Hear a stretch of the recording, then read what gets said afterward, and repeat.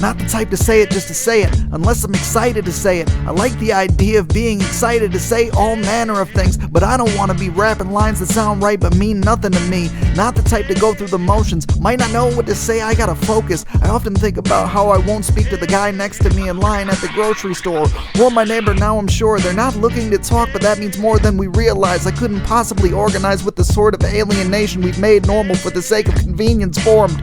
We're all separate pieces on the board, too fragile to prioritize connection over course. The reason we can be dominated, the reason the rates of my rank can be raised and they'll never face the backlash that's commonplace when we call each other by our names. I'm comfortable in my bubble, but I honestly may run out of real life in a second. See, I could lecture you on a million different social matters, but if there's no court, then there's no castle. I'm not gonna feed a closed mouth so they can say they skipped at the last line for the answer. And I don't even want to lecture, that's just low-hanging fruit for a fool who wants to speak without his teeth in the groove. You probably wouldn't get it. Sometimes something absolutely needs to be spun, and sometimes you gotta meditate for long spaces to find one line that's actually worth a lung. I come to bear the naked nature of life, not describe what it's like to describe, but sometimes you have to remind yourself of why you put a line in a line instead of a blind eye for it to die.